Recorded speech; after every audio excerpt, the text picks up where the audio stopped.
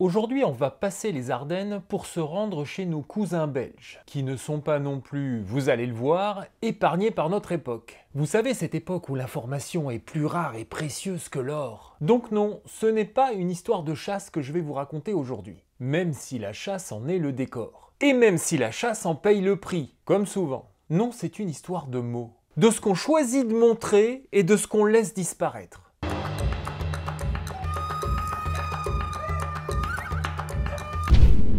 Si tu veux soutenir Guichard sur Terre, abonne-toi à sa chaîne. À Virouinval, en Belgique donc, un chasseur de 70 printemps a été évacué par les pompiers parce qu'il a fait un malaise. Un malaise comme il en arrive tous les jours, que ce soit à la maison, en balade en ville ou dans les bois. Un malaise quoi. Et pourtant, bon, je suppose que l'occasion était trop belle. Ah bah mettez-vous à leur place. Le journal belge Sudinfo, sorte de hub de la presse régionale, titre « Un accident de chasse à Virouinval, opération de brancardage des pompiers ». Voilà.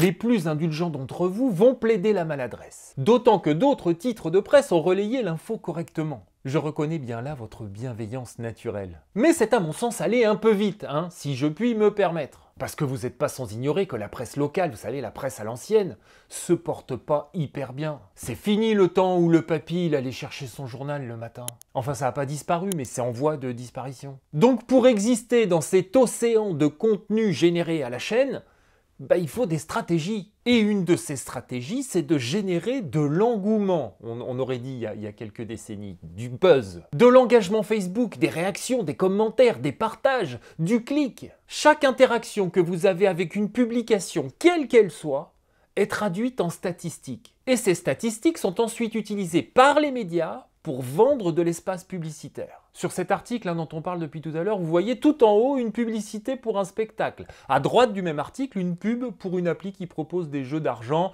En dessous de l'article, les publicités défilent pour des banques, des réseaux mobiles, des voitures et même des faux articles qui vous promettent du revenu en plus grâce à l'intelligence artificielle. Bref, c'est d'abord une page de pub dont le texte sert d'alibi. Et pour convaincre les entreprises de lâcher des euros, Sudinfo leur balance des tableaux Excel avec des stats. Stats qui sont devenus l'alpha et l'oméga de sa survie. Vous pigez?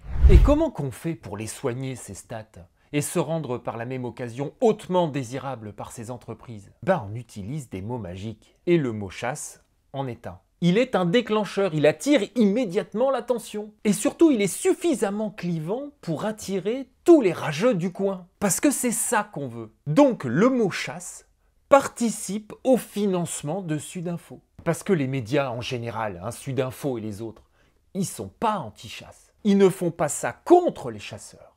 Ils font ça sur le dos des chasseurs. Ils ont donc cessé d'informer pour honorer le dieu algorithme et faire rentrer la maille. Évidemment, vous avez compris. Après, il faut dire aussi, je veux pas prendre leur défense, mais regardez-moi ça. Le même jour a eu lieu un drame que Sudinfo a relayé sur ses réseaux sociaux. Maurice, 61 ans, retrouvé mort dans sa voiture. 48 réactions, 8 partages, 0 commentaire. Sudinfo a beau préciser qu'il était grièvement blessé à la tête, ce qui suggère au minimum une mort violente.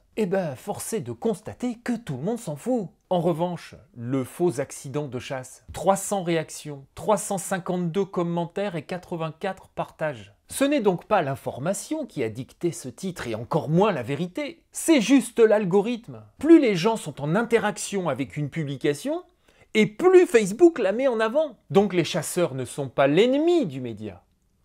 Ils sont sa matière première. Ce n'est pas contre les chasseurs. C'est sur leur dos. La vérité, le vrai travail journalistique, n'est plus le pilier de l'information. Ce qui excite les médias, leur obsession en Belgique ou ailleurs, c'est ce qui fait cliquer. Et c'est devenu la seule boussole. L'exigence a été sacrifiée sur l'autel du clic. Alors évidemment, ce sont les chasseurs en l'espèce qui sont victimes de cette désinformation ici. Parce qu'à force d'associer les mots chasse et accident, on finit par créer une impression. On fabrique un sentiment. Un sentiment qui fera dire au lecteur lambda lors d'un prochain déjeuner en famille « Ah mais il y a de plus en plus d'accidents de chasse ». Ce fameux « de plus en plus », cette impression de multitude. Une impression qui a été collée dans sa tête par un média accroché à un algorithme comme une moule à son rocher. Un média qui a donc abandonné sa mission première pour devenir vendeur d'espace publicitaire. Au détriment des citoyens, évidemment. Eh ben oui, Que voulez-vous? C'est l'époque. C'est en tout cas ce que le journaliste pourrait répondre. Oui, il pourrait baisser les bras et regarder son métier passer de l'information au marketing, sans particulièrement se révolter. Il pourrait. Il pourrait aussi relever le challenge de se démarquer par la qualité de ses papiers, par les angles qu'il choisit, par la hauteur qu'il appose sur les choses. Il pourrait aussi.